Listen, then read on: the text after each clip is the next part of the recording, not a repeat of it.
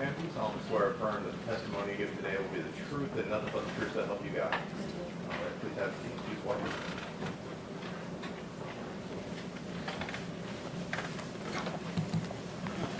Tell us your name and spell your name for the court report, please. My name is Dr. Jane Turner, Janeturner. And you said Dr. Jane Turner. What's your occupation? I'm a physician. I'm a trained forensic pathologist. And my office contacted you about this case. What did we ask you to do?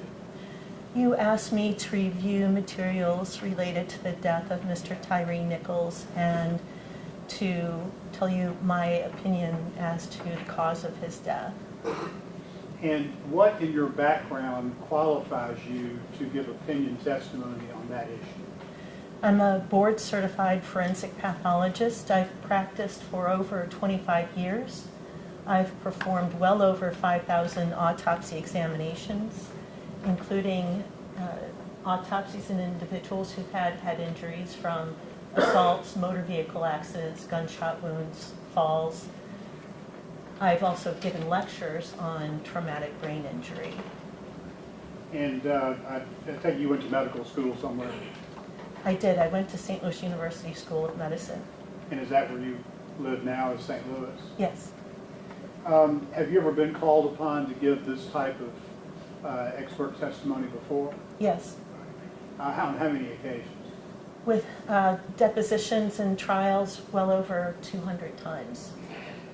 Your Honor, may I ask the witness a doctor? Sure.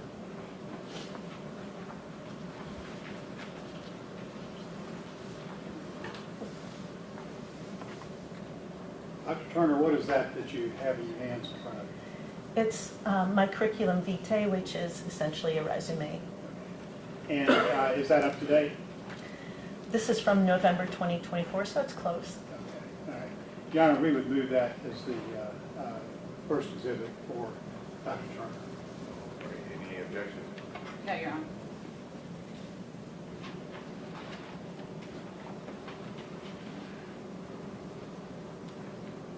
Show the 23-page CD of Dr. Turner as Exhibit 33.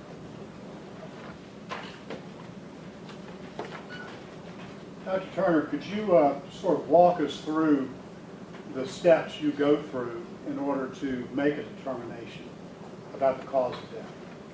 I review records provided to me, police investigative reports, and in this case, videos. I also review medical records and the autopsy report and autopsy photographs and some trial transcripts. And is that all the records that you reviewed? Yes. And what did you find out from that review? That Mr. Nichols was assaulted. He was struck in the head. He was unsteady on his feet after that. He was eventually attended to by emergency medical services and taken to the hospital, where he was already showing signs of shock. He was initially had no pulse, no blood pressure, wasn't breathing, so urgent care was administered to him, including intubating him, putting a tube into his airway so that he could have his breathing supported. And he was administered medicines to help his heart function better, and he was subjected to imaging studies to determine why he had cardiac arrest. What kind of imaging studies? He had a CT scan without contrast of the head. He also had CT scans without contrast of the chest and neck. He had a repeat CT scan a few days later, CT scan of the head a few days later. What were the results of those scans? The results showed that of the head, that he did have soft tissue injury of his scalp from the assault. but he didn't have any skull fractures. He didn't have any bleeding around the brain or in the brain.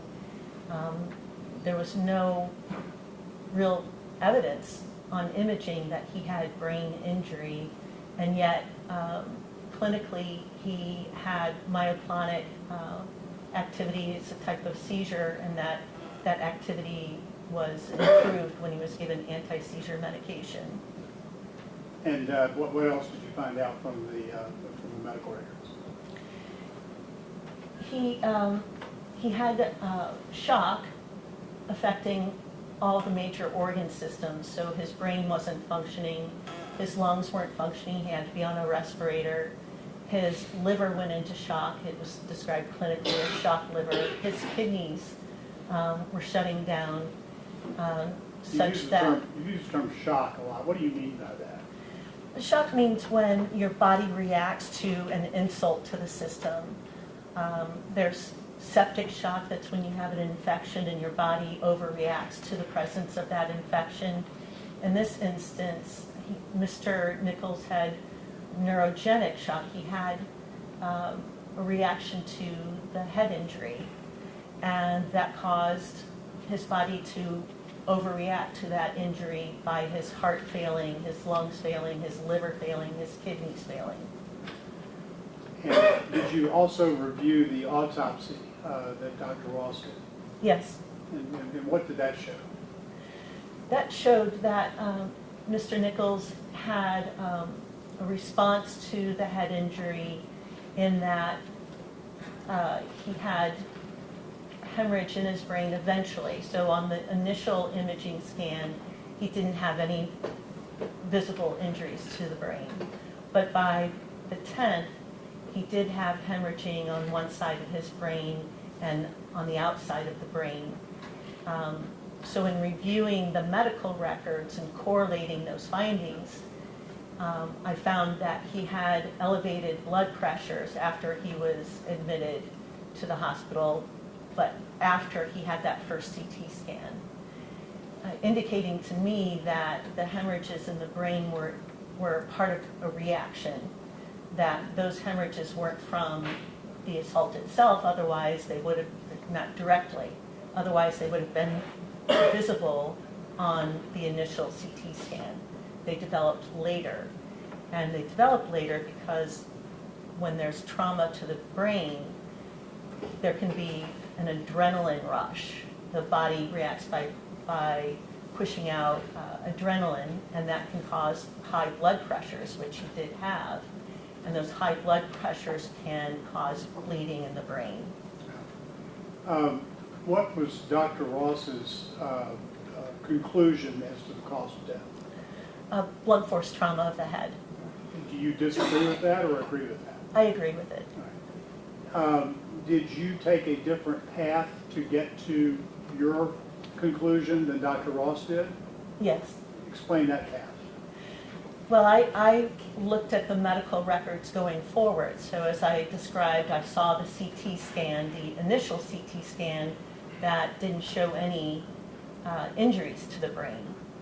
And that's why a second CT scan was performed, because the doctors couldn't figure out why Mr. Nichols was as sick as he was, and he was in shock. And the second CT scan showed that in the interim, between the January 7th CT scan and the January 10th CT scan, he had developed this hemorrhage, and also in that period he had elevated blood pressures. Did that have something to do with well, how did the elevated blood pressure figure into that? Well, the best estimate is that Mr. Nichols was without a properly functioning heart for 25 minutes or so before he got to the hospital. The brain is very dependent on the heart to provide it with blood and oxygen. When the brain doesn't get the blood and oxygen it needs, that causes not only damage to the brain, but to the blood vessels in the brain. And the blood vessels get damaged and weakened. And if you have a surge in blood pressure, those weakened blood vessels will leak blood. And that was the result, that was what caused the hemorrhage? Yes. And how did the hemorrhage relate to the cause of death?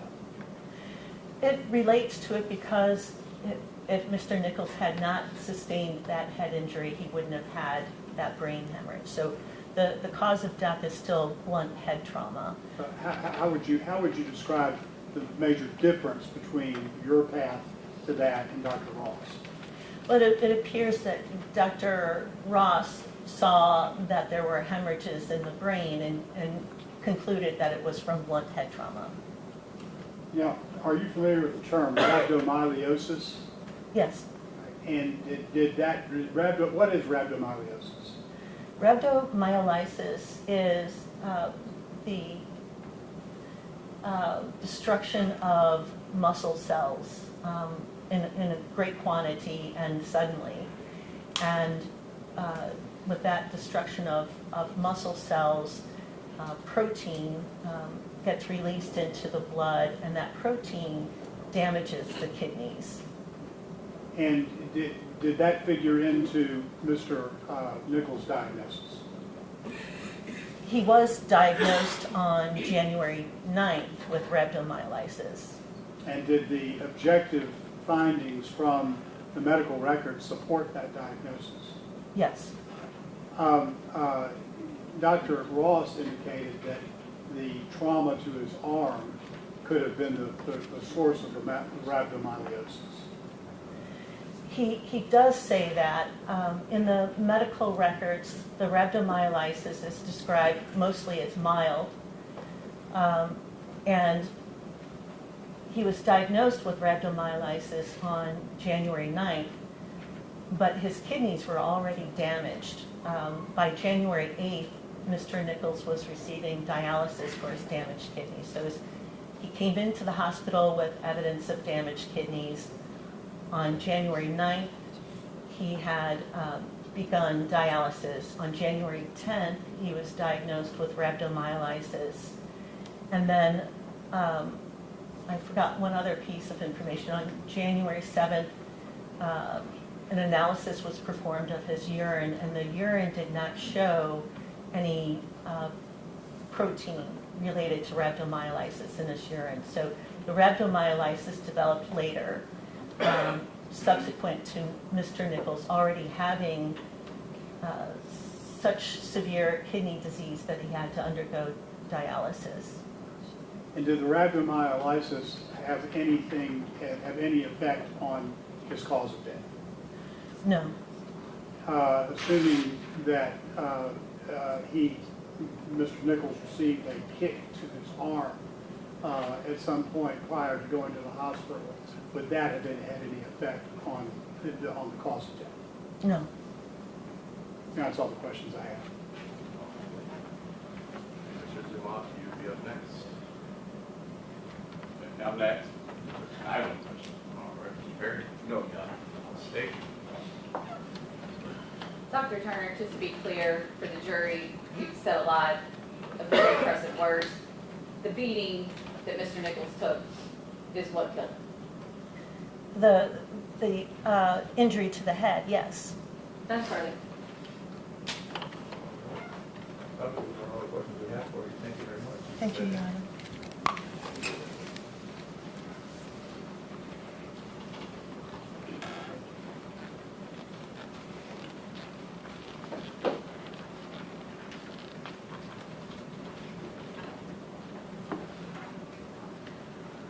We will call Robert Long.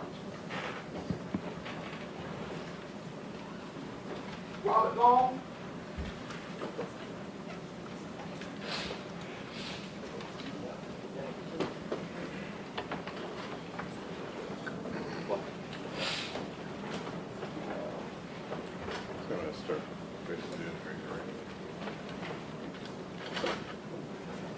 Sir, do you solemnly swear or affirm that the testimony you give today will be the truth and nothing but the truth that help you God?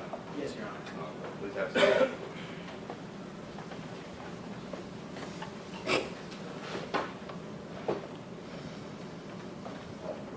Would you state and spell your first and last name for the record? My name is Robert Long, Robert Long.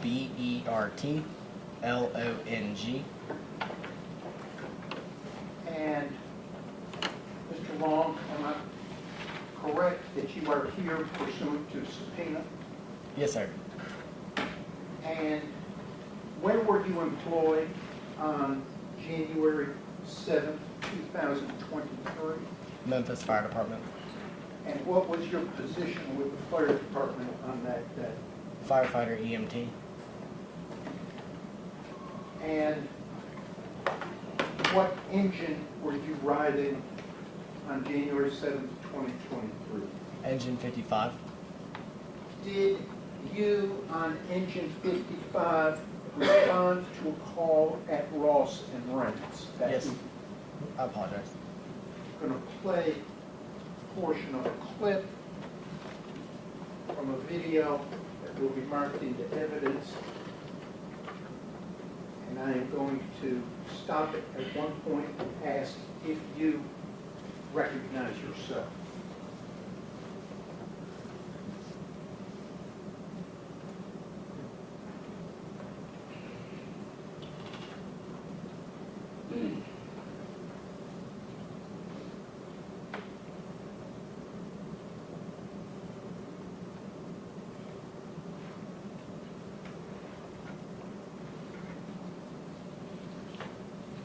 This is Preston Hemphill's body-worn cam paused at 20:37:25.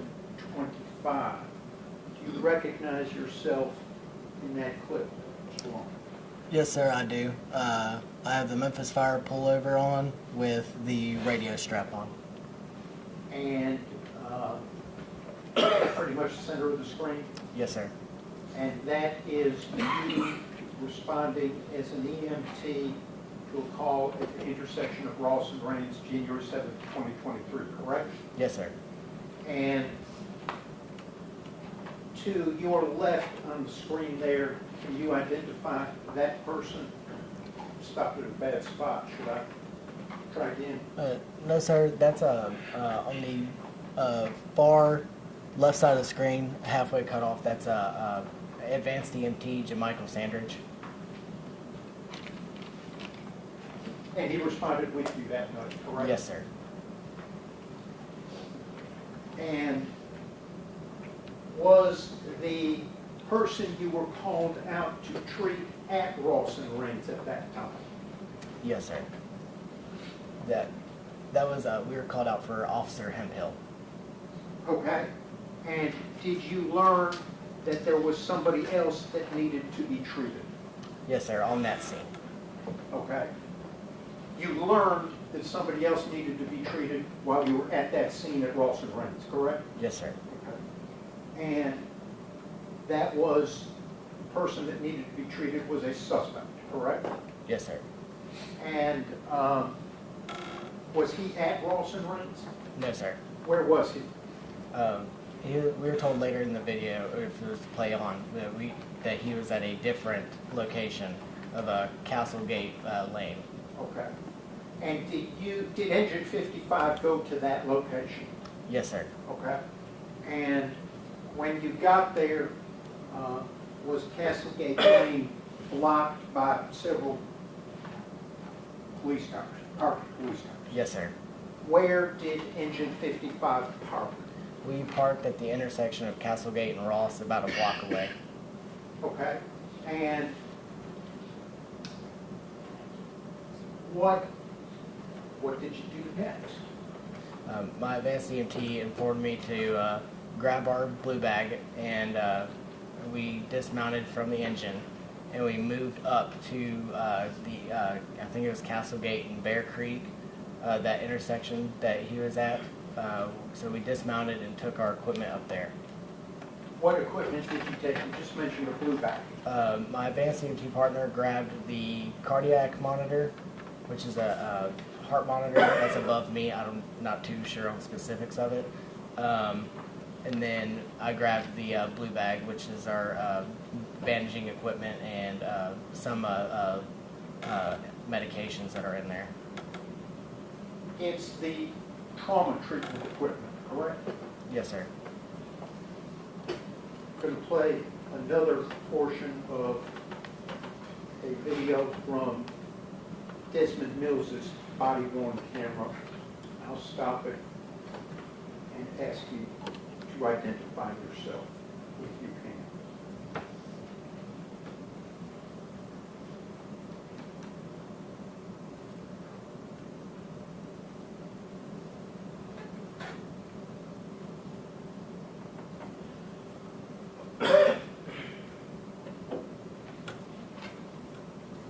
Can you identify this Officer Mills's body worn camera is stopped at 20:50:07. Can you identify yourself? Yes, sir. I'm just a little bit offset from center. I am looking down, standing next to the patrol car. Okay, and although not visible from this clip, the suspect that you're there to treat is seated up against that police car, correct? Yes, sir. Our patient was. Patient. And who is to the left of you with the yellow shoulder patch in this and cap? That is my advanced EMT partner. And his name? His name is Jamichael Sandridge. Okay. Now,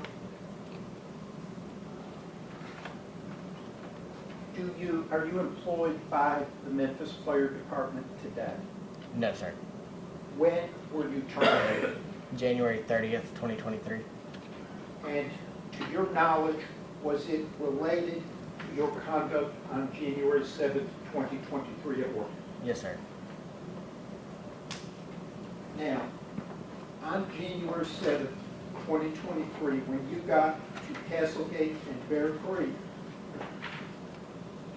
you observed a person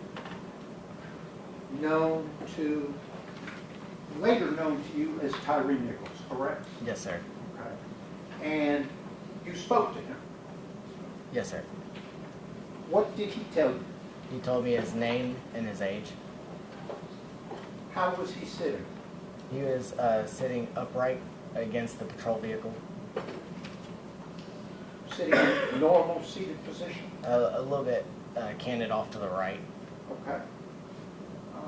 What did his head and face look like? He had a bump on his head, and then he had dried blood under his nose, and then he had a busted lip.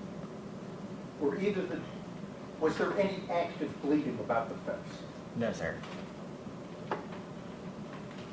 What else did he tell you as you spoke with him?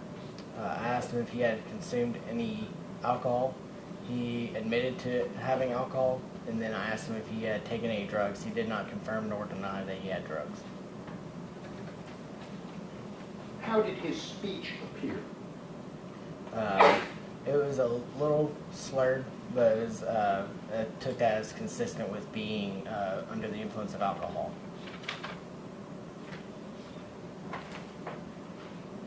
How did his breathing appear? A little rapid. He was still breathing fine. He still had an open airway, but it was a little rapid. So I'm assuming he just got done running before he was placed in that position. Was he alert? Yes, sir. I was about oriented. Yes, sir.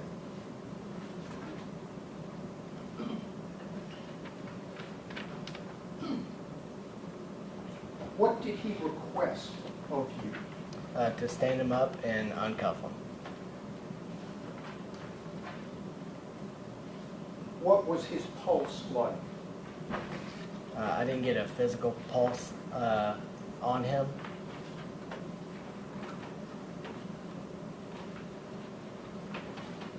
Could you tell by whether he had a good pulse or not based upon your interaction with him?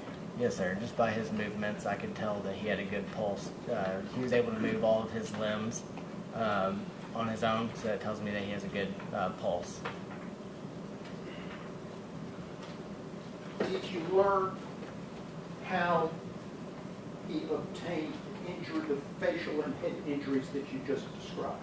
I was told that he ran, and that from the police officers, and that when they got to, I assumed that he was tackled, just consistent with the injuries that I noticed, because they had to stop him from running from them.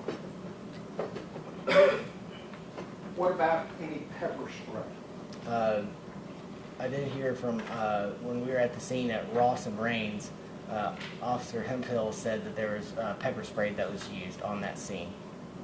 That's what inclined me to think that pepper spray was probably used on him. Did you smell any pepper spray there at Bear Creek and Castle Bay? No, sir, I didn't.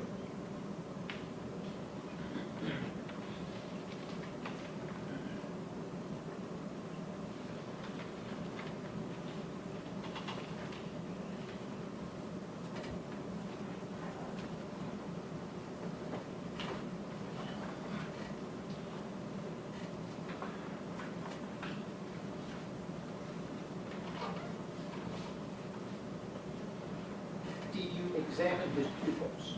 Yes, sir, I did. And how would you describe his pupils? His pupils were pinpoint. And what did the pinpoint pupils indicate to you and cause you to do? They indicated to me that he was under the influence of some sort of drug, and so it caused me to call for an ambulance.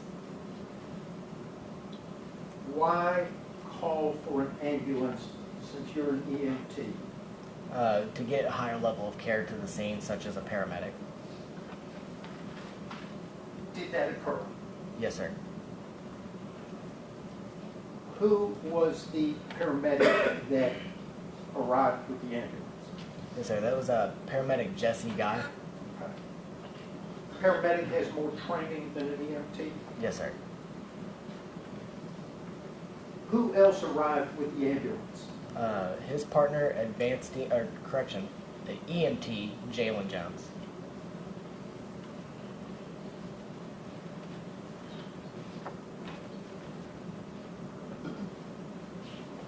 Did Mr. Nichols' condition change from alert and oriented while you were there with him? Yes, sir. How did it change? He went from alert to sorry, trying to get my words together here. He went from alert to responsive to painful stimuli. Okay, and for those of us who have no medical training, starting with your question, what does responsive to pain mean? So what we'll do as an EMT is if we notice that a status has changed, we will administer a sternal rub. And so it's just taking the knuckle of your fist and just rubbing on their chest to start painful stimuli. And that usually causes like either a muscle jerk, and that tells it that they're responsive to pain. If they didn't react at all, then it's unresponsive. Okay, so upon arrival, he's alert and oriented, correct? Yes, sir. Stays that way for several minutes? Yes, sir. And he's that way when you called for the ambulance? Alert? Alert and oriented? Yes, sir. Ambulance call was because of the pinpoint pupils? Yes, sir.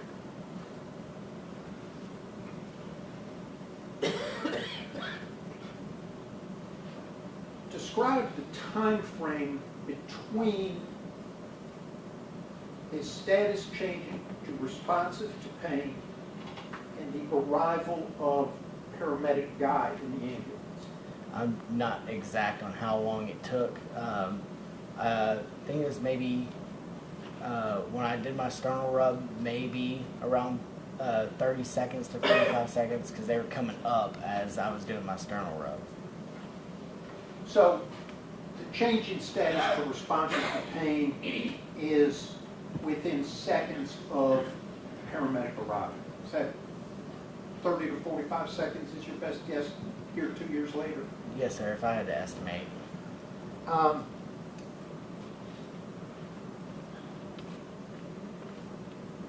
Upon arrival, did paramedic Guy take over the medical care? Yes, sir. And at that time, did you go get the oxygen bag? Yes, sir. And the oxygen bag was back at the engine on Ross Lane, correct? Yes, sir. Until then, Mr. Nichols had not been administered oxygen. Is that correct? Yes, sir.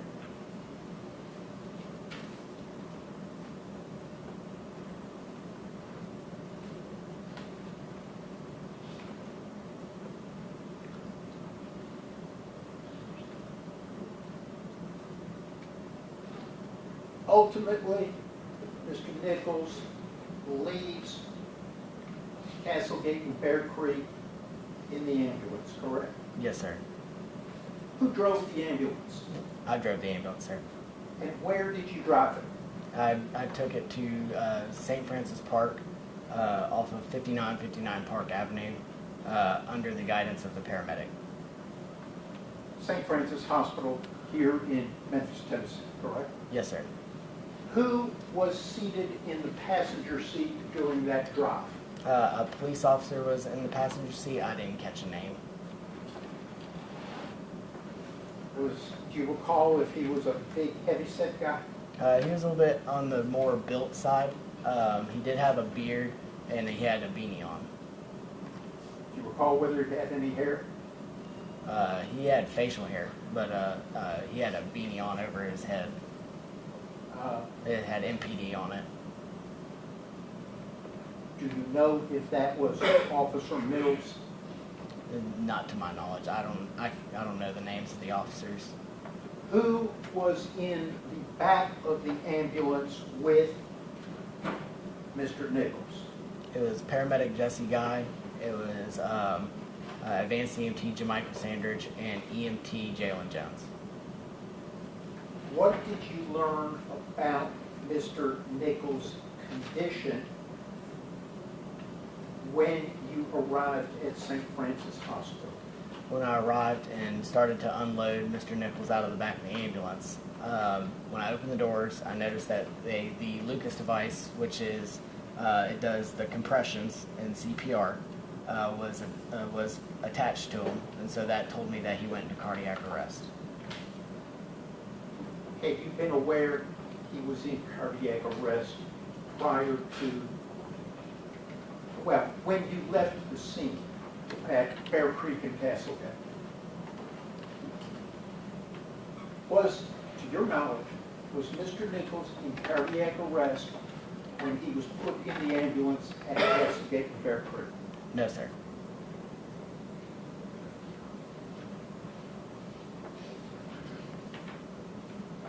What did you do upon arrival at St. Francis Hospital? I parked the ambulance at the ambulance bay, got out and opened the back doors to start unloading Mr. Nichols. He was out of the back of the ambulance, and then wheeled him inside with my paramedic, my advanced EMT, and the EMT.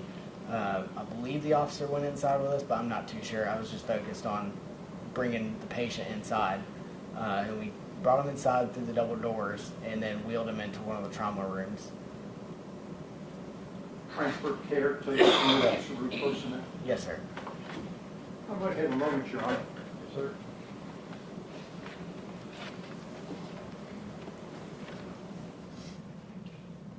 I pass the witness, Your Honor.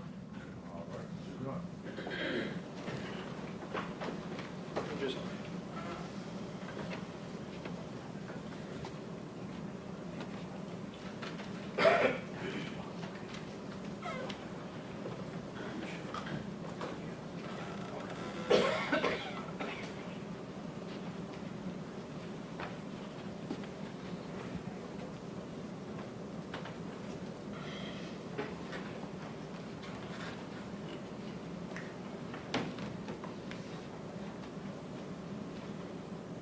Just a moment, John. Court's indulgence.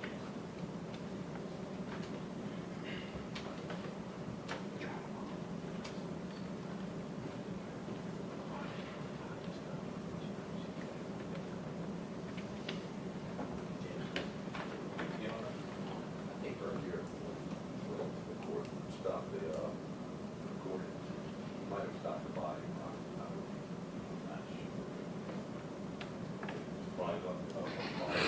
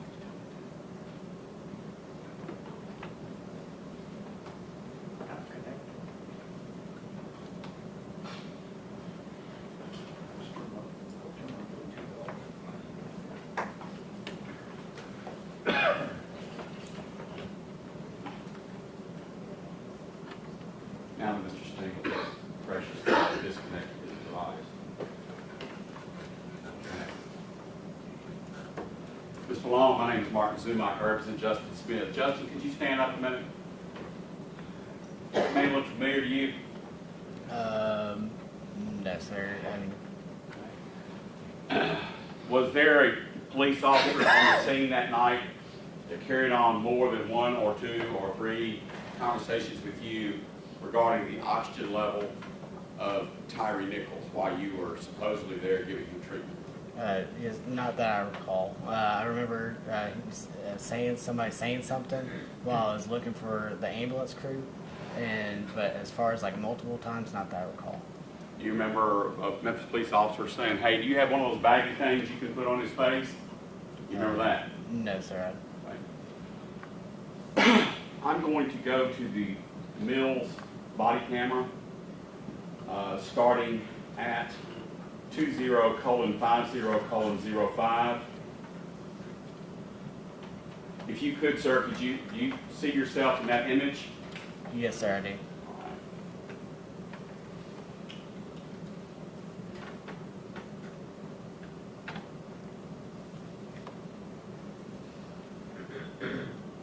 My body's at 100%.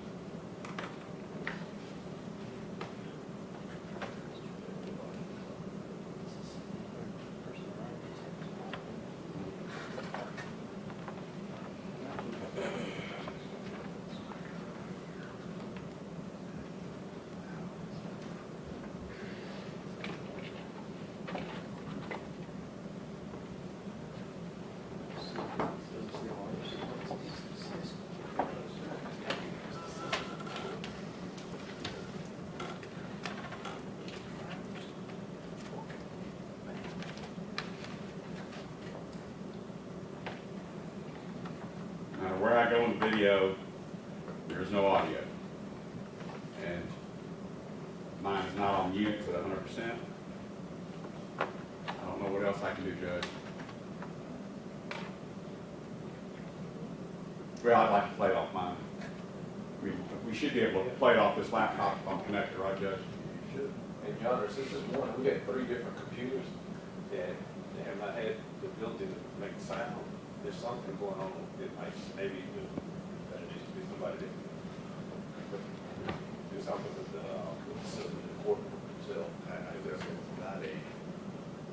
not a system in the courtroom. It's your computer just casting. Now, whether you disconnect mine, connect it correctly, I'm going to disconnect that mine. I don't know. Well, we're connected because the video's coming up. It's an audio sound. There's something that is disconnected with that's somehow stopping the sound because it did it on this one, it did it on his, and it did it on this one. Now, What I'm saying though is, you may need to switch your audio feed on your laptop. And then be able to switch the speakers on the TV. I understand that, John. This is, I think, the 3rd time I've operated a video and I had audio. We have an expert that is just great at this, Mr. President.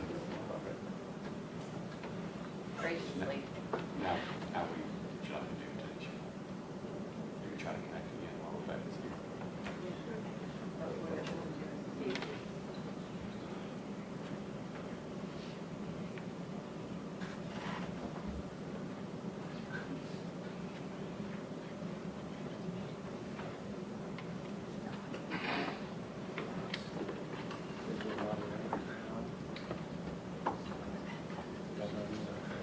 I turned mine off.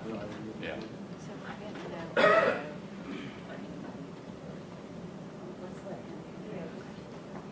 Right. Start there. And I'm going to try to reconnect that shit. Okay.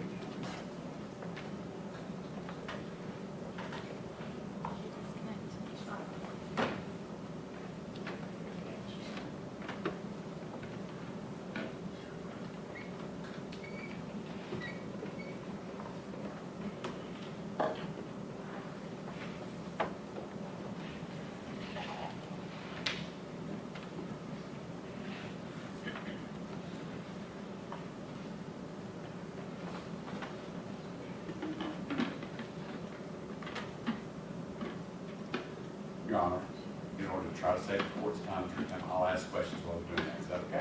No, let's just. Okay, we'll do it that way. We don't have any distraction.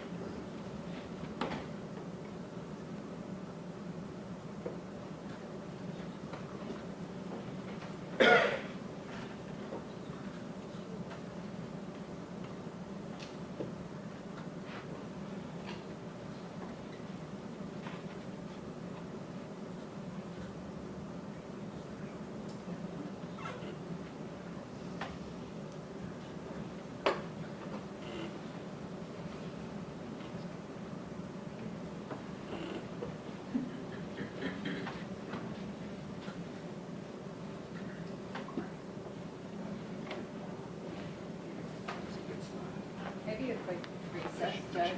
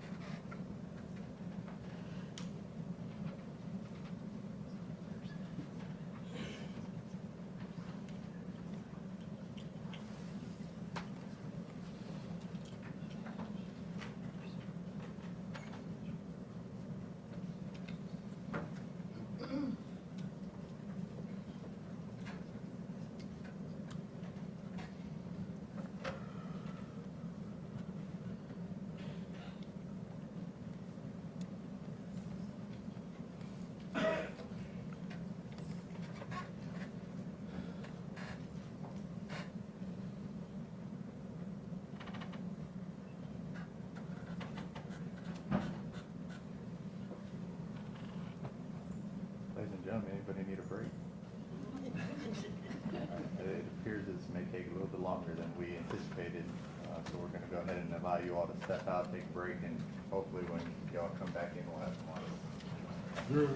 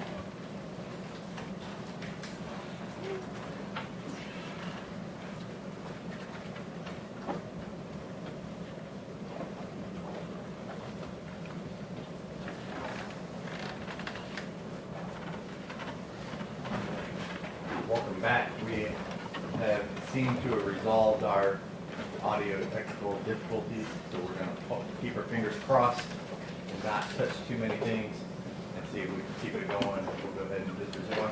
Proceed. All right. When we left off, I'd asked you if you recognize that fellow, if anybody or a TMPD officer had said anything to you about oxygen levels. In other words, Tyre Nichols, his O2 levels look low. His O2 is getting lower. You recall conversations like that?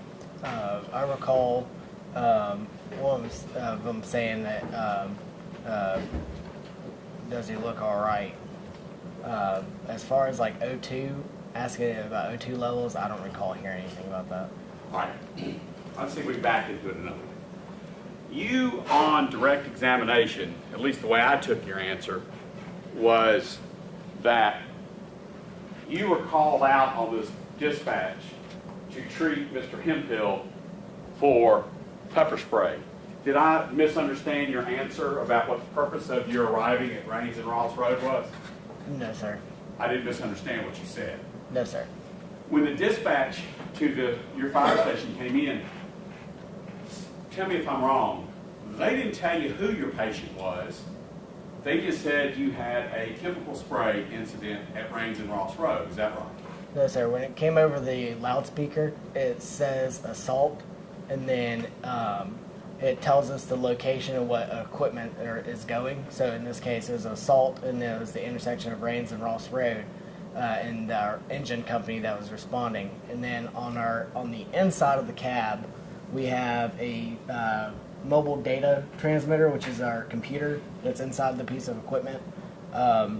Dispatch can put notes in that dispatch log, and in the log it said police officer sprayed by pepper spray. Okay. And that is the Memphis Fire Department dispatch log that you're talking about. Yes, correct? sir. Not Memphis Police Department. No, sir. So if Memphis Police Department said something different to the Memphis Fire Department, and Memphis Fire Department didn't say something different to your in-cab camera, you don't have anything to do with that. You don't know how that could have happened, right? No, sir. Okay. That's why when you came walking up to Hemphill at the scene, Hemphill said, yeah, I have some spray, but you're here for the suspect. He's down there. He told you what you're there about, right? He told us that there was, at another location, that there was an incident that took place.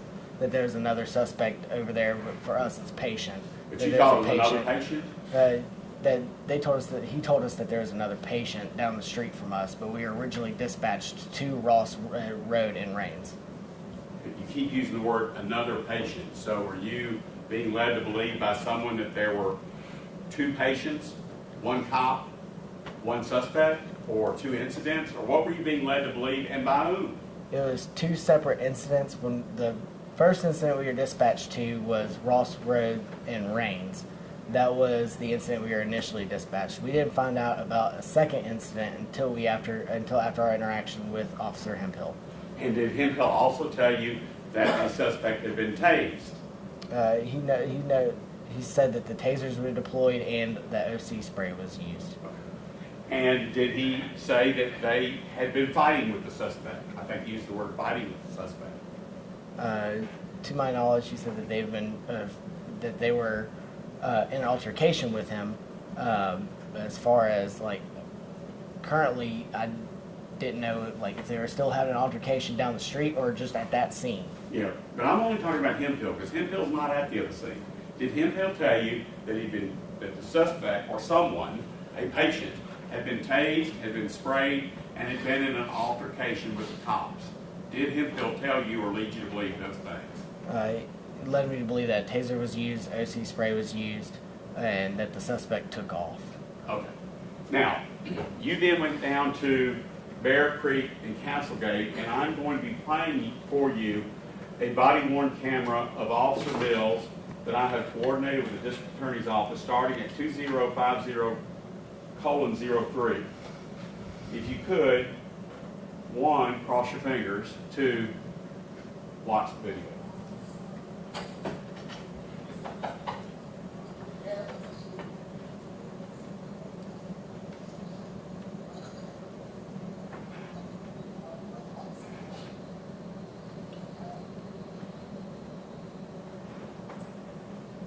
time this is going on, about how long have you been standing around, in your best estimate, been standing around there with the patient? Because the patient's at your feet, just out of view, isn't he? Yes, sir. About how long have you been standing there? If I had to guess, maybe 3 minutes. Okay, fair enough. Now, got you on the left, and I would offer to you, see the black fella with the hoodie on and a baseball cap, and he's got white bottom tennis shoes. You see that fella that's handing you something? Yes, sir. I would offer to you, and I think there's no dispute, that is Justin Smith, who I introduced you to earlier. Okay? Yes, sir. All right. Where is Mr. Tyre Nichols at this point in your treatment? After At this point, where is he? he's still sitting next to the patrol car. Okay. And you've told me that Hemphill told you there was a taser used and OC spray used. And then you've told us that you got off your fire truck and you grabbed your trauma bag. Isn't it Memphis Fire Department policy to not only get the trauma bag for someone who has trauma, bleeding, injury, and also get your what's called a green bag, which is a small oxygen canister? Isn't that the procedure and policy of the Memphis Fire Department when you get off your truck? Yes, sir, but it's under the guidance of the highest level of care on the scene. So it's somebody else's fault. You didn't get the green bag.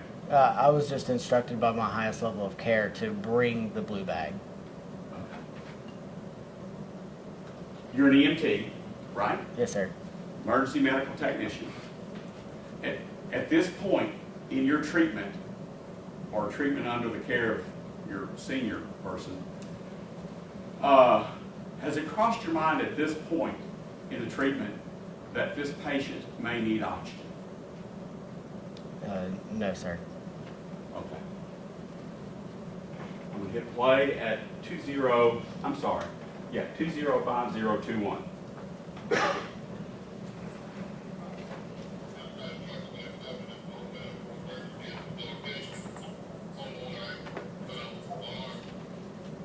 Are you and the other fellow, the senior fellow, are y'all providing any medical care right now? Just observe, just overwatch and make sure that he doesn't harm himself. Have you or the other EMT, have y'all laid hands on the patient yet? Yes, sir, we have. You have? Yes, sir. Okay, mark that time. 8:50 p.m. You are testifying that you have laid hands and begun treatment on the patient, but now you're just observing. Is that what you're telling us? Yes, sir. Is that Mr. Nichols' feet flopping around? Do you need to get up? I can see it, sir. Yes, sir. Are those Mr. Nichols' feet flopping around? Yes, sir.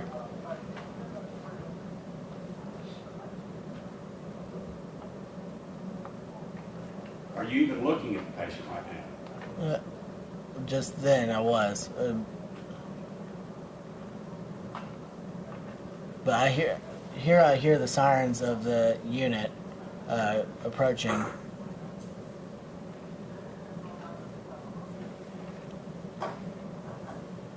Well, you volunteered. I didn't ask anything, but since you did volunteer, I need to ask you. So, because you hear sirens coming from some direction, you're gonna not treat anymore? No, sir. Okay. I didn't know what you meant by volunteering that. But you're saying you hear the ambulance coming. Is that what you just said? Yes, sir. Okay.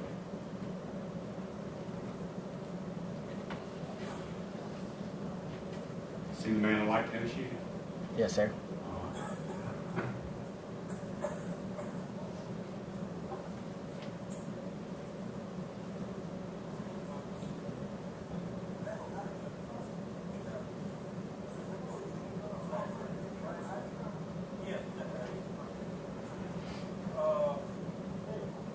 Right here, what are you looking for? His wallet so police can have his ID. All right, thank you.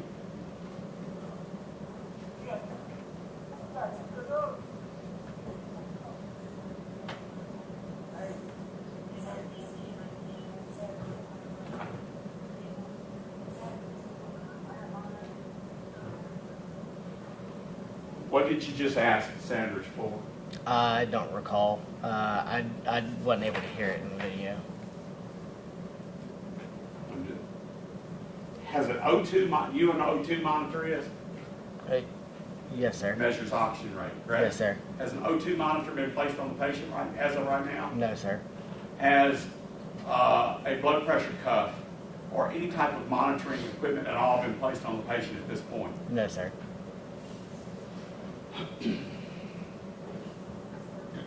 I'm sorry, I didn't say it, Mr. Spiegel.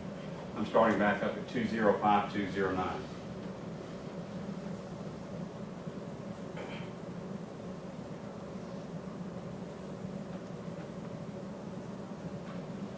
Which one of y'all are observing Tyre right now? Off screen, but I'm facing towards him. Oh, just gotta see.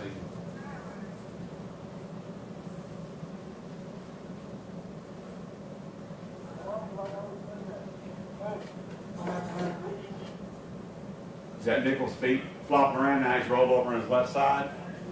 Yes, sir.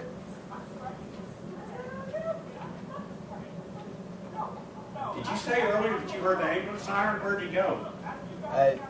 We can hear it from a long distance away. It wasn't close enough, but we could hear it coming.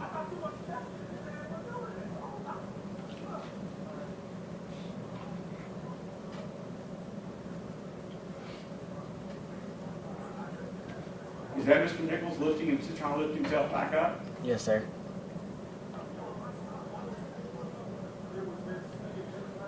Is that what you meant when you put in your report that he was alert and oriented? I didn't fill the report out, sir. Somebody else did. As far as like the EPCR, no, sir, I didn't fill that out. But my grand jury, yes, sir.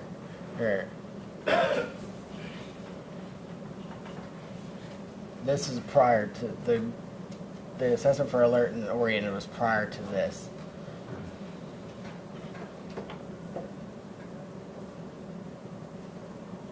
I think I hear sirens now. Do you? Yes, sir. They're a little bit closer at this point. Yeah. Is that Mr. Nichols now rolled over on his left side? Yes, sir.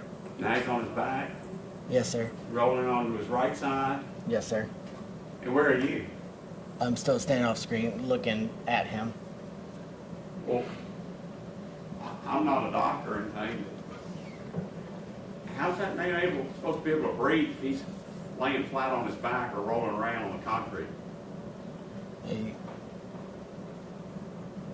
can still breathe if his airway, if he has his neck up, he can still breathe. It's not obstructing his airway. You did check his airway? I mean, he's able to move around on his own, and he's able to move air.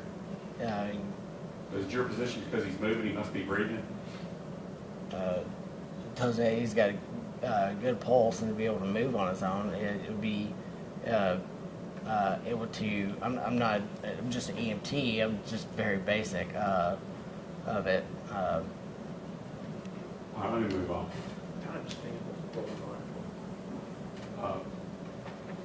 2054, 04-ish, 03-ish.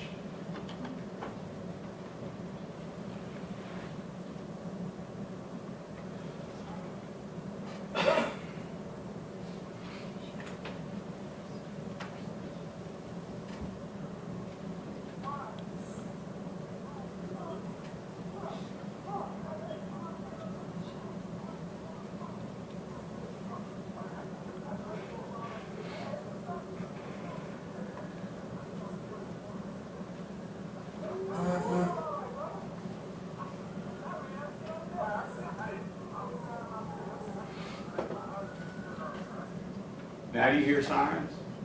Yes, sir. More clearly, they're closer to the scene. You know, when you first told us you heard sirens, did you happen to know what time it was? No, sir, I didn't. It was 2051, 3 minutes ago. Yes, Where's sir. this ambulance coming from? From I don't know where they're coming from because the ambulances go all over the city. Okay.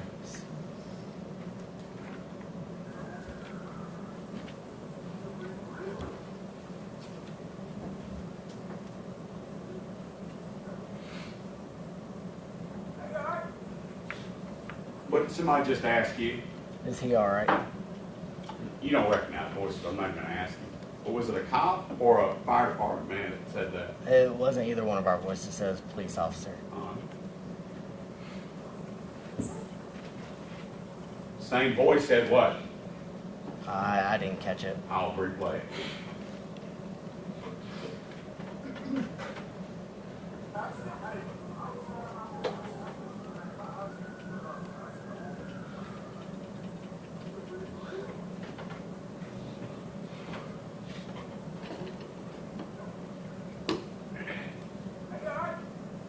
At 20:54:53, a voice that you said is not a fire department person said, "He all right?" You heard that, right? Yes, sir. And do you recall someone asking you there that night with your own independent memory? Yes, sir. Okay, I'm gonna hit play, and that same voice asked a follow-up question. If you could please listen. Did you hear that? It was very quiet. I still didn't catch it. Did it sound like you sure? You sure? You sure? Not to my knowledge. Do you recall that of your own independent recollection that night, where somebody says, "Is he all right?" I remember that, yes, sir. And did you answer that question when that cop asked you that question? No, sir. I believe I started moving towards the patient and started doing my sternal rub. But you didn't answer the question of the cop. No, sir. Not to my knowledge. Before we go any further, what's your understanding of who is responsible for medical care once you arrive on an active scene in the city of Memphis working for the Memphis Fire Department? Who's in charge of the medical care of whatever patient, whatever suspect, whatever heart attack victim? When you arrive at a crime scene or a police-involved scene, who is in charge of the medical treatment there on that scene? The highest level of care. Elmer Fudd language, In please. this case, it was the advanced EMT. The highest level of care assumes the primary care of each and every patient on every scene, regardless of what the scene is. Then, and you were not number one guy, you were what, number two guy? Yes, sir. And what is the number two guy's role? The EMT's role as far as assisting the higher level of care is considered the gopher. So and what I mean by that is that if the advanced EMT needs something brought to the scene that wasn't initially brought to the scene, the advanced EMT advises the EMT to go grab that said piece of equipment while he can maintain patient care. Okay, thank you for that. And the senior EMT, I think you called him, I could be wrong, that was the black fellow named Sandwich, is that right? Yes, sir. And you were the number two man, or as you say, the gopher, is that right? Yes, sir. So if Tyre Nichols was getting no care, no basic life support care, you're telling us and the jury that it's Sandridge's responsibility, not yours. Is that what you're telling us?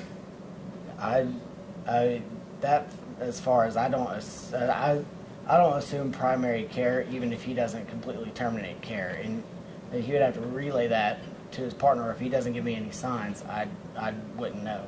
Isn't Tyre Nichols giving you and Sandridge the signs that he is struggling there at the scene? Or are you just going to sit there and say, well, I'm going to wait till Sandridge tells me to do something? Is that what your position was that night? No, sir. Well, then what was it? You're an EMT hired by the Memphis Fire Department to provide medical care at a secondary gopher level or whatever to victims in Memphis. Who was taking care of Tyre Nichols while he was laying on the ground? It was the advanced EMT. He was Advanced EMT. All right. I'll move on here. That's the advanced EMT with his hands in his pocket. Yes, sir. All right.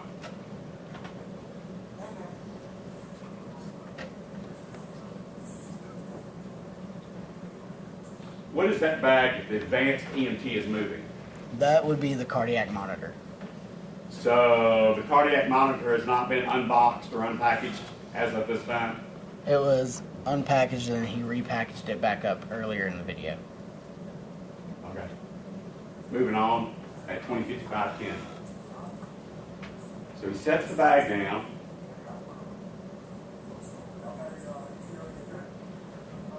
I'm sure somebody here will be interested. Was that a cop or a fireman that asked, do you have an ETA on your unit? That was a police officer that asked. I think we're now at 20:55:20, and I still don't see an ambulance. Do you? They just pulled up on the scene. They just arrived on scene, but they haven't made it up to the scene yet. Wow.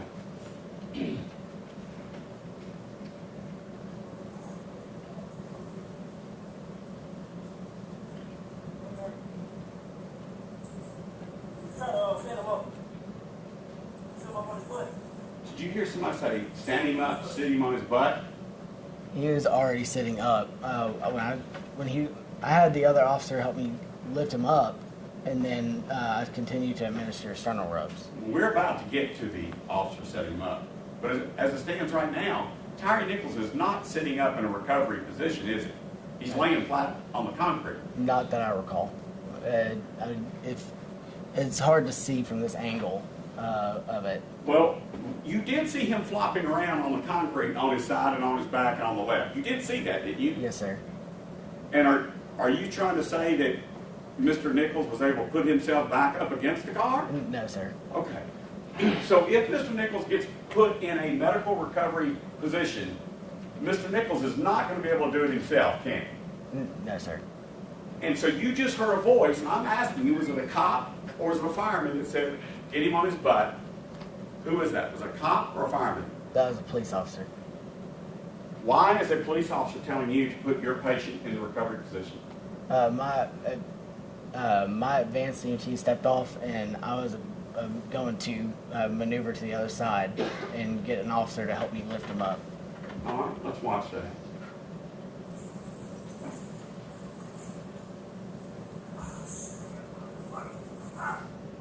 Is that same officer with the baseball hat on? Yes, sir. All right, and then there's another police officer there helping him, is that right?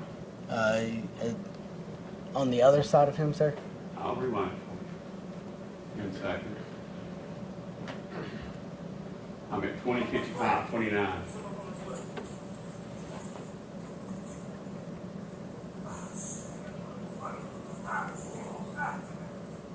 Yes, sir.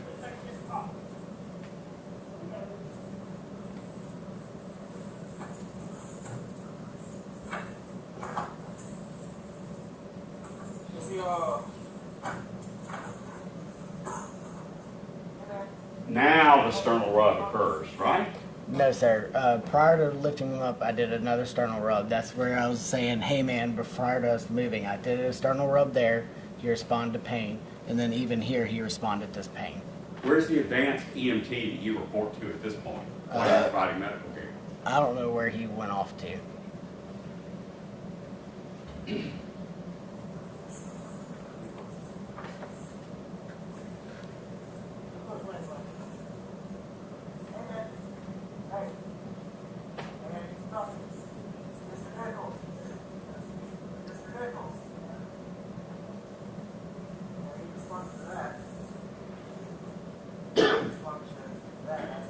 All right, not a doctor, but if you do a sternal rub on somebody for 15 seconds, is that because the person has gone what otherwise might be referred to as non-responsive?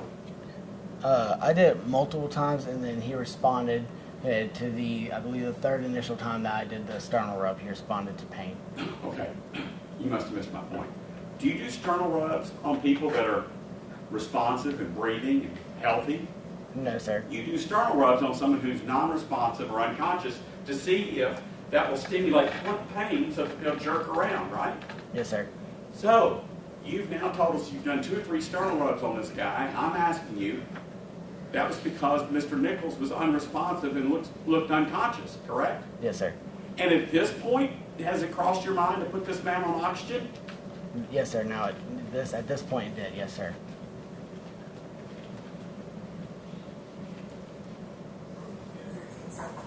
But where's your oxygen bag? On the piece of equipment.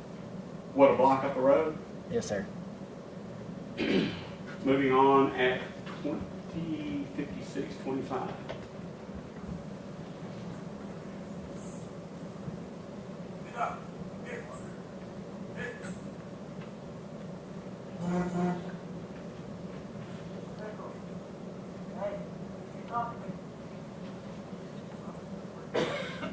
That's more sternal rub, isn't it? That you're doing? Yes, Did sir. you see Mr. Nichols speak to me? That's Yes, more sir. sternal rub, isn't it? Yes, sir. I don't see anybody going to get an oxygen bag. My advanced EMT hadn't returned back to me yet at this point. Earlier when I asked you where he went, you said you didn't know where he went. So are you trying to tell us now that you figured out that he must have gone back for the oxygen bag? No, sir. That's just, he hasn't came back to where we were. At this point, I still don't know where he's at. Okay. Hit and play again at 205644.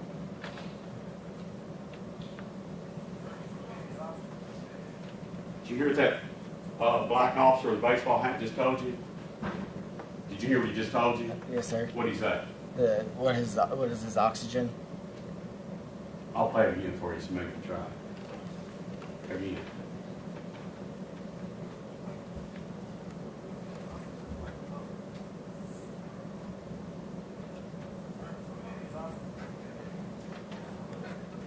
Did he say his oxygen is low?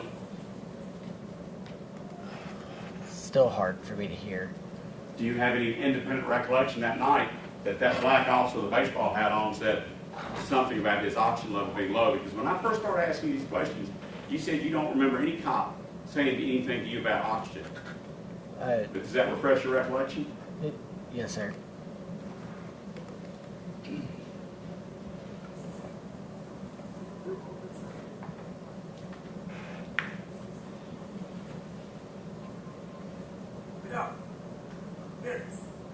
Wait a minute. Is that advanced EMT Sanders that I see moving around behind the black cop? Yes, sir. So he's come back. Yes, sir. Did he bring the green bag with him? No, sir. So when you saw that he didn't bring the oxygen bag back with him, did you run to Yes. go get the oxygen bag? Yes, sir, I did. Hold that thought.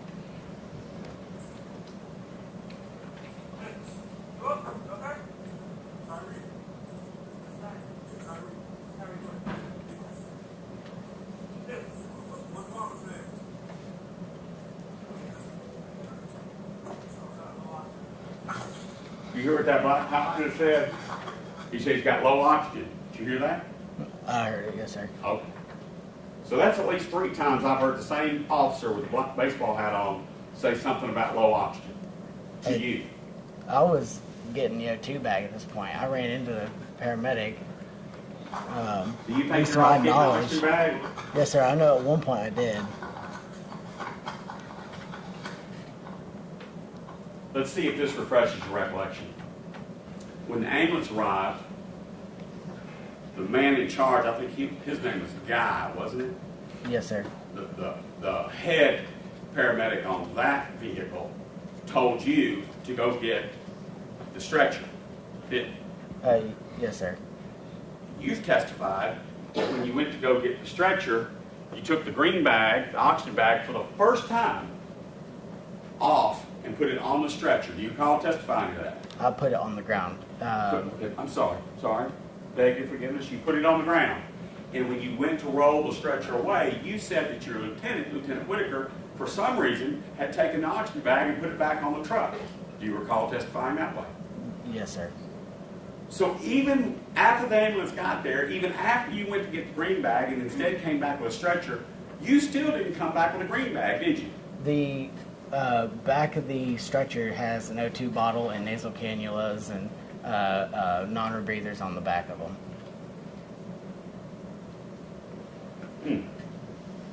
All right. Judge, I want to go through this portion of the video because this is I think, the visit now.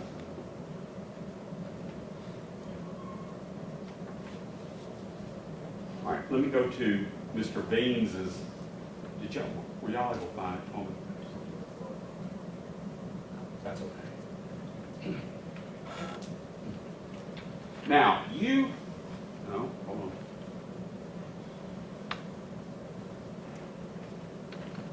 May I speak with co-counsel, my client from Undergone?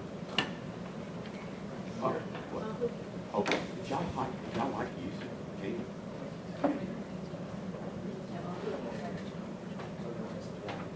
So we went. I'm through.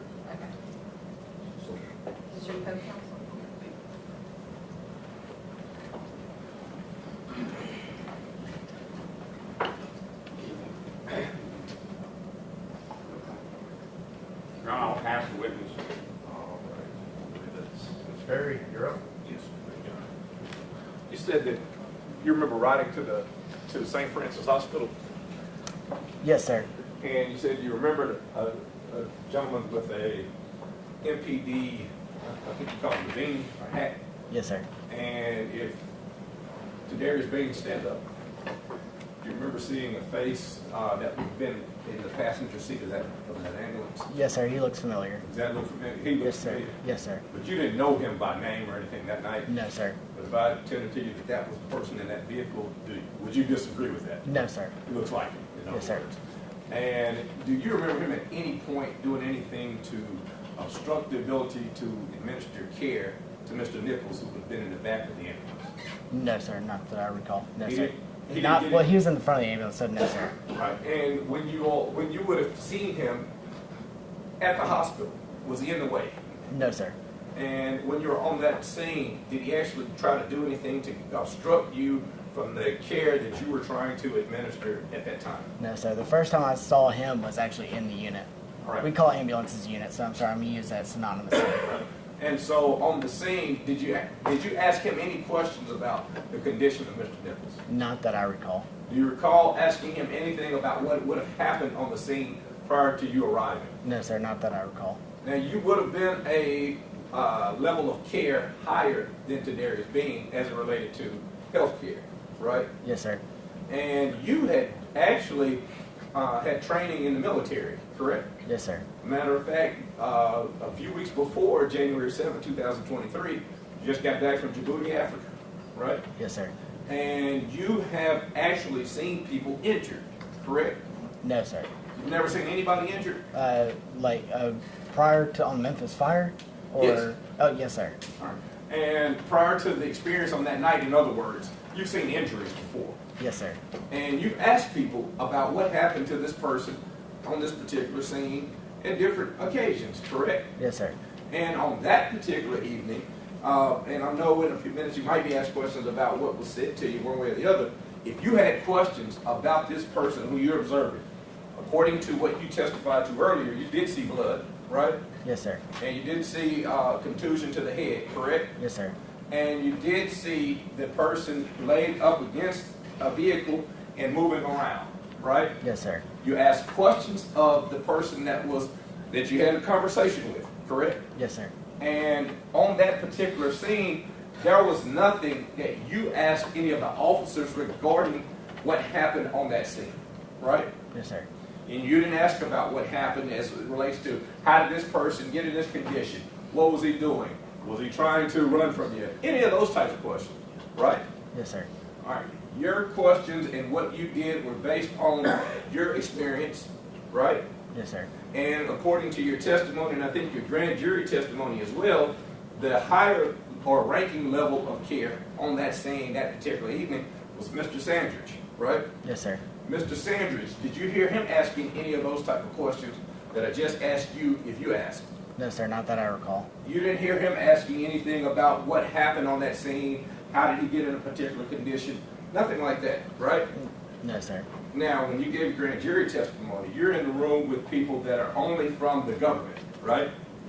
That's my assumption. I don't know personnel. You see any of us in the room with you? No, sir. We weren't asking you questions like right now, right? Yes, sir. And you've been asked questions over at the grand jury and in that building a few different times, right? Yes, sir. But as it relates to what happened on that particular scene, on that particular night, none of these officers did anything to obstruct your ability to do your job. Yes or no? Did they obstruct you? And as far as like knowing like which officers were where, no, sir. Not that I'm. I know there was officers like constantly going throughout the scene, but as far as like knowing who they were, I don't know. Let me ask you this way. To Darius Bean, did he stop you from your ability to render care? No, sir. Not to my knowledge, no, sir. He didn't leave your bag on the truck or anything like that, right? No, sir. And he didn't stop you from your ability to go get your bag or do whatever you needed to do as you were asked questions by Mr. Zuma regarding going back and forward to the truck that you were there on or the engine that you were there on. He didn't obstruct you, No, right? sir. And you got there because police officers told you all where to go, correct? Yes, sir. And once you got there, nobody did anything to stop you from doing your job. That had MPD on their badge, or on their chest. Not that, as far as like these officers go, not to my knowledge as far as these officers. And more precise, one more time before I sit down, to Darius Bean, he didn't stop you, and you recognize him from riding to the hospital in the same vehicle with Mr. Tadarius Bean, right? Yes, sir. All right. Thank This scene that you responded to is a lot different than other scenes you've been on, right? Very different, yes, sir. And tell me what you mean by that. This is the most chaotic scene that I've ever responded to, and this is my first day back prior, and I've only had a year on the street prior. This and that, as far as like I've interacted with MPD before, and it was just not. It just felt different as far as being on that scene. About the way the officers were acting? A little bit, yes, sir. About the way they were treating you? As far as like pepper spray, taser, the information that was given, that's all the information I had. All you were told was pepper spray, taser, and he ran from the police, right? Yes, sir. Well, how many of the police officers, including Mr. Bean, ever told you that he had received impact to the head? None. No. Not that I'm aware of, sir. How many told you that, in fact, he had been kicked really, really hard in the head? Not to my knowledge, sir. No, sir. Or that he'd been kicked again in the head? Yeah, I wasn't given that information.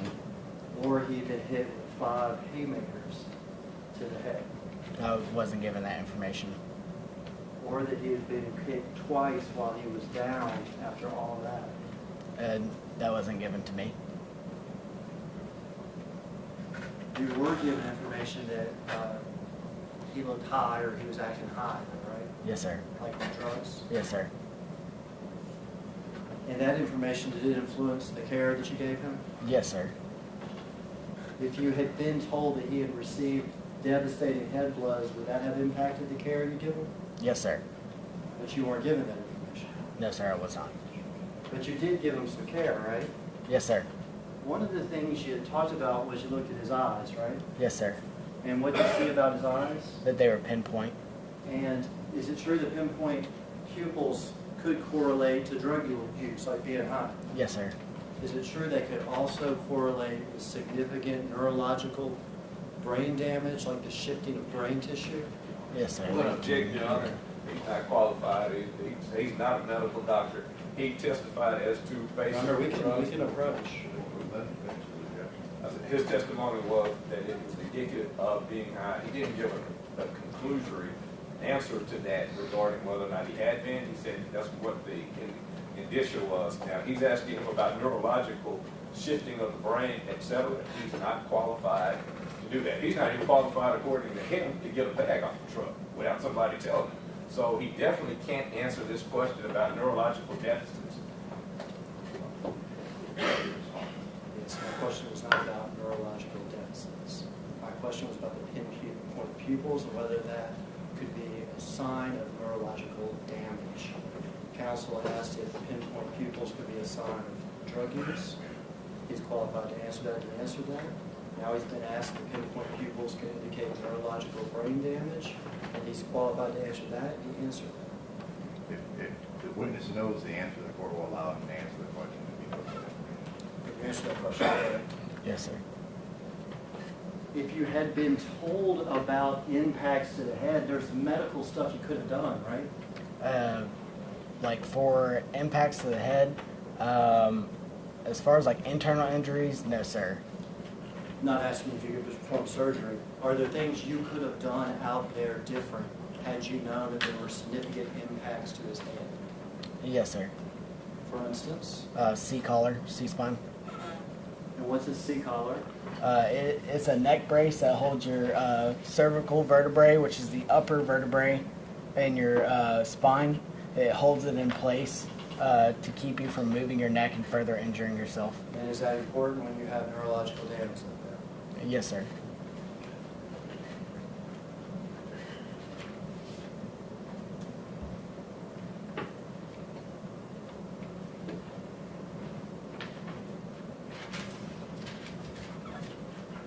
Did you ever ask to have the patient unhandcuffed? Yes, sir, I did. And was the patient unhandcuffed? No, sir. Do you remember who you asked about unhandcuffing the patient? I remember asking one of the police officers. I don't have a name to be able to So to be relate fair, you do not know if it was one of these police officers or not. No, sir. But did you ask the police officers to unhandcuff the patient? Yes, sir. Was that granted or denied? It was denied. Did that hinder your ability to do what you're doing? Yes, sir.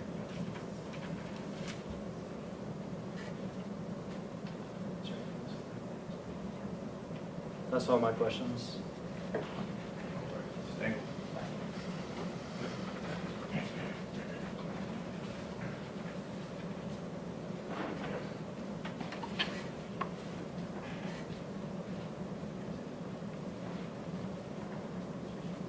Mr. Long, when you were at Castlegate and Bear Creek, January 7th, 2023, did you know about any punches to the head? No, sir. Did you know about any kicks anywhere on the body? No, sir. Did you know about the use of an asp baton? No, sir. Had you been there and seen that? Like, I'm sorry. What are you at? Like, Well- if I was arrived earlier to the scene? You didn't see any kicks to Mr. Nichols, correct? No, sir. And you didn't see the use of an asp baton on Mr. Nichols, correct? No, sir. And you didn't see any punches to Mr. Nichols, correct? No, sir. So if you weren't, it's because you weren't there when that occurred, correct? Yes, sir. If you're not there, you have to be told, correct? Yes, sir. So if you weren't there when punches were thrown, you can't tell an EMT about it, correct? I'm sorry. I misunderstood your question. If Demetrius Haley was not present to observe punches, he couldn't tell you about it, correct? No, I think that requires speculation. I think this is projections for speculation. I'll withdraw the question. Mr. Haley, would you stand up for a minute? Do you recall seeing Officer Haley at Castlegate and Bear Creek? Not to my knowledge. I don't know names, or at that time I didn't know names or The who they gentleman looked who was like. just standing, stand up again, Mr. Haley. Do you recognize the gentleman standing as having been at Castlegate and Bear Creek that night? I don't know who police officers were there. As far as like the names of the police officers that were there, like I can see them here now, but as far as like being able to, I can give you a description of them, but as far as like seeing them, I couldn't tell you if I saw them or not, if I recall seeing them there or not. Okay. So the gentleman who was just standing that I referenced right now as Demetrius Haley, do you recall him being at Castlegate and Bear Creek January 7th, 2023? No, sir, I don't recall.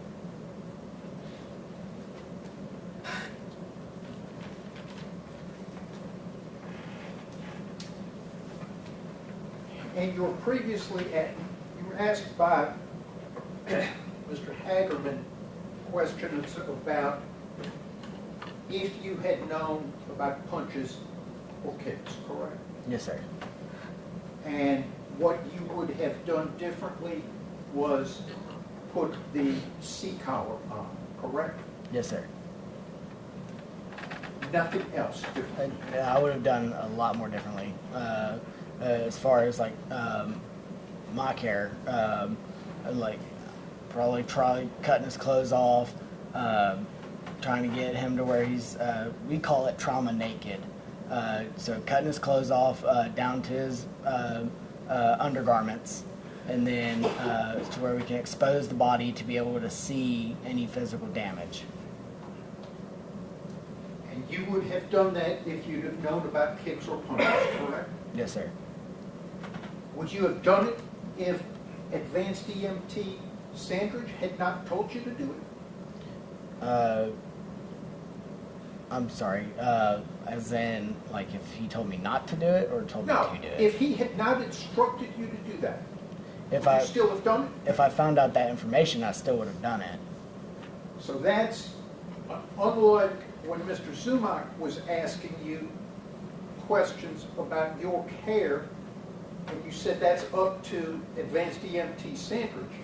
He was in charge of the scene, correct? Yes, sir. One reason you didn't go get an oxygen bag back at the truck a block away for so long is because Advanced EMT Sandridge had not told you to do it, correct? Yes, sir. And he was in charge of the scene. Yes, sir. But if you know about kicks or punches, then you'd have been in charge of cutting clothes off. Well, I wouldn't have been in charge of it, but if he knew the information as well, then our care would have been different from just thinking it's an overdose. Do you recall testifying under oath before a federal grand jury? Yes, sir. And do you recall being asked whether any officer, page 20, whether any officer on the scene told you that Mr. Nichols had been punched? And you said no to the prosecutor. Yes, sir. I said no. You were being questioned by a female prosecutor, correct? Yes, sir. So your answer was actually no, ma'am. Yes, sir. I said no, ma'am. And then you were asked whether any officer on the scene told you that Nichols had been kicked. And you said no, correct? Yes, sir. That's correct.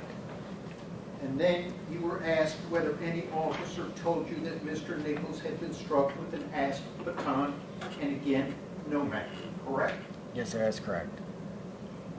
And then, if anybody had given you that information, how would it have affected your care, you were asked, right? Yes, sir.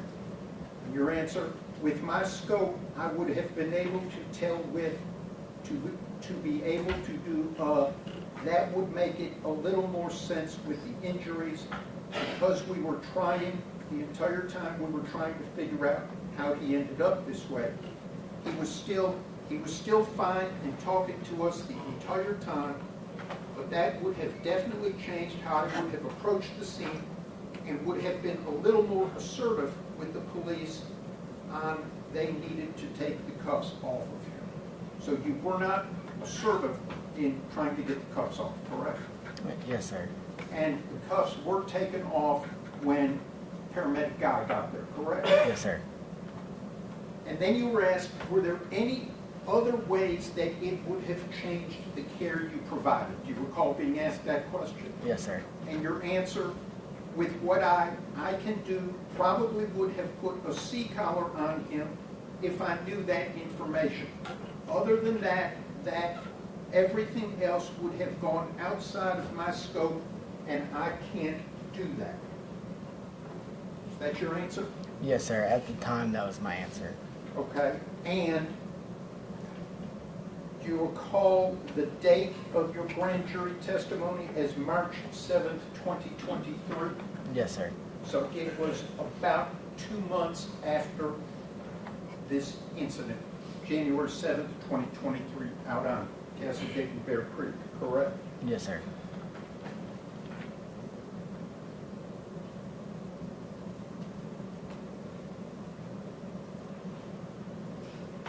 And you never said you would do anything different other than put the C-collar on, correct? In the grand jury, yes, sir. Okay. And you were asked, what else would you have done? You agree, correct? Yes, sir. You never mentioned cutting off clothes, correct? No, sir. You never mentioned examining the body, correct? No, sir, I did not. That was not done, correct? Yes, sir, that's correct. Advanced EMT Sandridge never instructed you to do anything like that, correct? Yes, sir, that's correct. And that night, you took no initiative that Sandridge didn't instruct you to, correct? Yes, sir, that's correct. If I might have a moment. Yes, sir. Ask the witness. I'm going to have to take a moment, Your Honor, based upon an answer that was given. I'm going to have to get into Bean's body worn camera, Bean body worn camera number 2 at 20:57:41. Take a moment.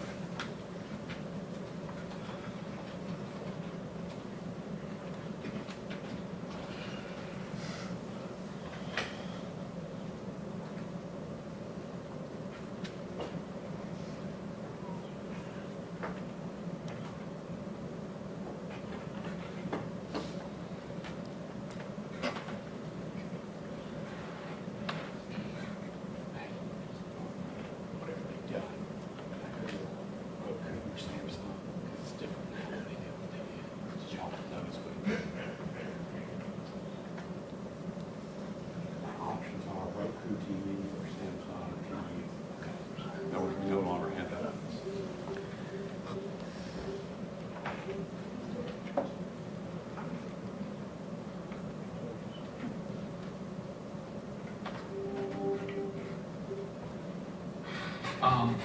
Today we're announcing that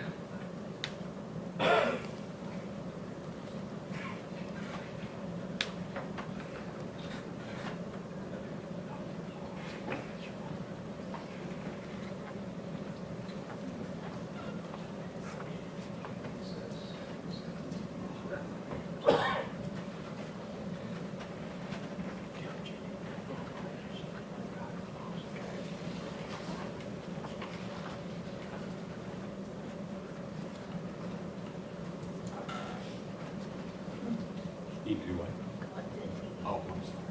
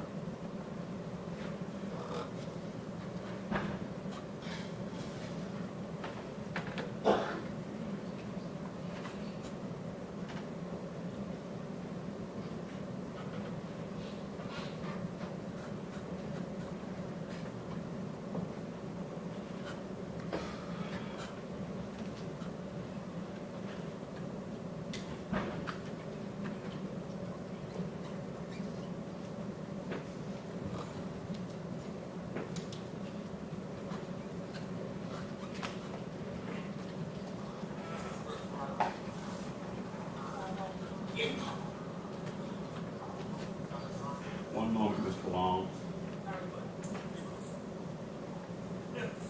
Okay, remember when I first played the video for you? One of the guys in the baseball hat says, what's the guy's name? He says Nichols. What's his first name? Tyre. You remember that exchange that was going on? Yes, sir. And that's when we stopped. Okay?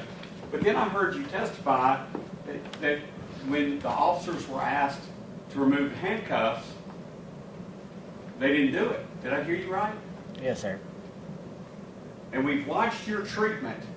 We've watched your treatment of Tyre Nichols up until this point, because this is when we stopped before, okay? Yes, sir. All right.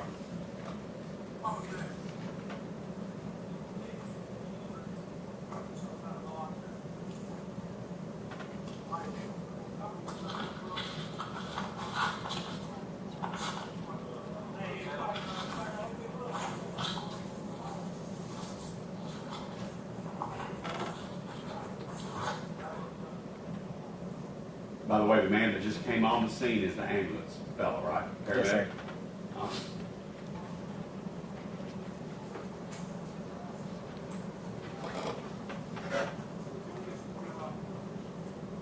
Did you hear that man, what he asked him? No, sir, I didn't. I'll play it again. I will suggest to you, says, can we get somebody to get the handcuffs off of him?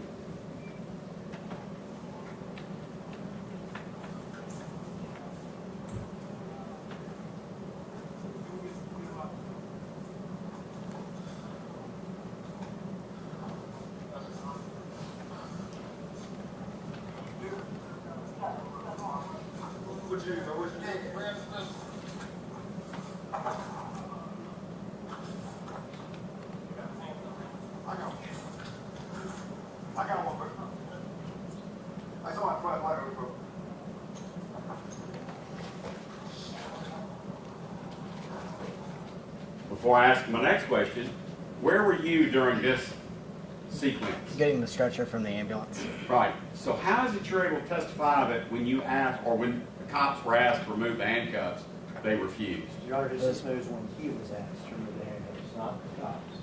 Okay. So is it your sworn testimony today that you asked any of these police officers to remove handcuffs? I don't remember if I asked any of these police officers, but I asked a police officer. And what did they say to you? They didn't confirm or deny that they would, but they didn't make any motion to remove the handcuffs at all. Okay, this is a 2058-09. You would agree with me, handcuffs are being unlocked, correct? Yes, sir. Oh, sorry. You passed it, please. Yeah, I'm just saying I closed the lid. It's all right. I was asked just to follow up.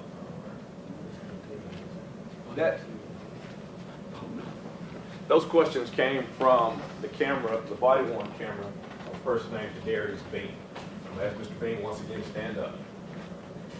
Now, do you remember during that particular video seeing a person unlocking the handcuffs? I can't testify to that. I was still on scene, but I was away from where that interaction took place. I was down grabbing the stretcher off the ambulance. Right. So when they were asked on camera whether or not to unlock a video, you wouldn't have been there to see Mr. Bean unlock it, right? That's correct, yes, sir. Now, do you remember specifically ever asking to Darius Bean to unlock the handcuffs? The first time I saw it, he had actually recognized from sitting in this room now. The first time that I ever recognized him even being on the scene is from when we got in the ambulance together, from when he was in the front seat with me. All right. As far as like any other interaction, I didn't recognize who it was until seeing in this courtroom today, seeing him in the just his familiar self sitting in the front seat with me. And to be clear, you never remember him at all trying to do anything to obstruct your ability to get to Mr. Nichols. Am I correct? Yes, sir, that's correct. All right. And going back to the question that you asked from Mr. Hagerman a few moments ago, you said something about a stabilization device. A C-spine. What did you call it? We call it's interchangeable, C-spine or C-collar. A C-collar or a C-spine. To your knowledge, and I guess based on your training, does that do anything to stop any brain swelling? Not to my knowledge. Does that- Not what I know. Does that do anything to help breathing? keeps the airway open, but it doesn't like force air. It just keeps the neck stabilized, so it's not giving oxygen or anything. And consistent with your grand jury testimony, that's just about all that you would have done any different had you asked questions about what happened and had those questions said, well, this is what happened. That's what you would have done that would have been any different than what you already have testified that you did on that scene, right? So during the grand jury testimony, yes, sir. However, I've done more of research just on my own, and I've just came to a conclusion of what more I could have done. Right. Now, and you did research on your own. Were you out there on January 7th doing research while you're on that scene? No, sir. And so you're saying that since you've been going to grand jury and being threatened to be prosecuted, et cetera, during those times you researched what could I have done differently? No, right? sir. Just on my own accord, just going through and just trying to enhance. I might have asked a poor question. It wasn't on that night though, right? Yes, sir. That's correct. And you're saying you did this, you researched this on your own after that particular night, right? Yes, sir. Somewhere between January 7th, I'm assuming maybe after March 7th, 2023, that's when you gave your grand jury testimony, correct? Yes, sir. Now, you were asked questions also regarding, and I want to be precise about this, you said that you saw Mr. Nichols yourself, right? Yes, sir. And you described seeing a head contusion, correct? Yes, sir. You also described seeing some blood in the mouth, correct? Yes, sir. So we got swelling, blood in the mouth, and you got clothing that looked like it had been at least disheveled, right? Yes, sir. And you saw these things yourself, correct? Yes, sir. Now, based off of your training, is that consistent necessarily with the person being pepper sprayed? No, sir. Based off of your training, is that consistent with a person who's being just tased? I mean, depending on how they fell, it could be, but to my mom, I'm not too sure of like how he was tased or what. So again, that could be a hit or miss with a yes or no. You were on that same scene where these officers were within feet of you, correct? Yes, sir. And you heard the conversations regarding the struggles that these officers had. I don't recall hearing them. You don't recall hearing any of that, but you do recall what you saw, right? Yes, sir. Based off of the contusions, the blood that you saw, the disheveled clothes, it was consistent with a person having been in an altercation, more so than a person just on a regular arrest scene. Yes or no?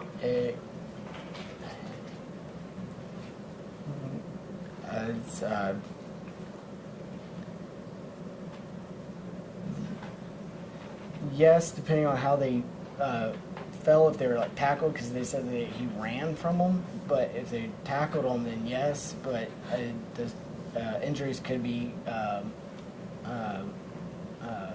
from them being tackled and wrestling around to get the handcuffs on them. But I'm sorry. Go ahead. No, go ahead. I'll let you finish your answer. But as far as like any like altercations and stuff, like head, depending on how he fell, he could have a head contusion. He could bust his nose and he could get a busted lip. But as far as other knowledge of like any altercations and stuff, I don't recall. And so that conversation that we hear while you're out there, you weren't paying attention to that, right? I didn't hear it, no, sir. I got you. But you did observe, right? Yes, sir. And while you're on that particular scene, your care was limited to whatever Mr. Sandridge told you to do, right? Yes, sir. All right. Mr. Perry.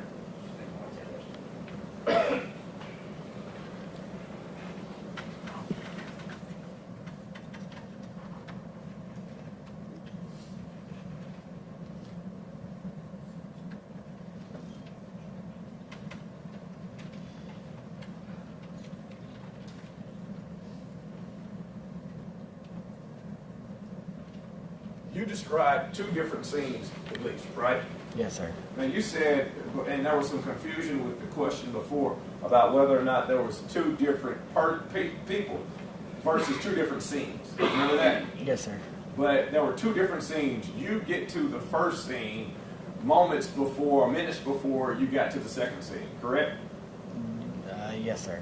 and you talked to a white gentleman on that first scene, right? Yes, sir. And when you're talking to them, to that gentleman, you remember he had this conversation with you regarding what had happened. You remember him saying that the person had been tased, Yes, sir. pepper sprayed, Yes, sir. and fighting with the officers. Yes, sir. So you remember that specifically from that first conversation that you'd had. It had just been moments before you go to the second scene, right? Yes, sir. So there is no mystery about what had gone on between first scene, second scene, and when you get there related to that particular suspect, right? Yes, sir. And so you did know that the person had been tased, pepper sprayed, and fighting with officers prior to any of this type of conversation regarding whether or not they told you X, Y, Z. You were told specifically that the person had been in an altercation with officers. Yes, sir. Yes, sir. Thank you. But nothing at all about head trauma, No, sir. not a thing. No, sir. Or use of asp or punching or anything like that. An altercation can go for like many things, like just pushing and stuff like that. That can be an altercation. Or yelling, that's an altercation. The important part would have been the head trauma. Yes, sir. He was asking you earlier about a conversation that you did not hear. He was asking you didn't hear the conversation of the officers when you were treating the patient. Yes, sir. In particular, did you hear these officers talking about how many pieces they gave him? No, sir, I didn't hear that. So that conversation you just didn't hear? No, sir, I didn't hear it. That's all my questions. Anything else? This witness? No, Your Honor. No, Your Honor. No, Your Honor. Those are all the questions we have for you. Sit down and there you go. Yes, sir, thank you.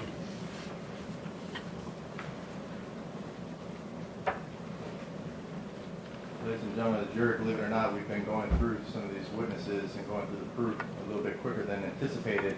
We're going to go ahead and excuse you this evening. We're going to get started back up tomorrow with the continuation of the proof. We'll go ahead and excuse you and ask you to leave your notes in your chairs. Please do not discuss the case. We all have a good night. Jury may be excused.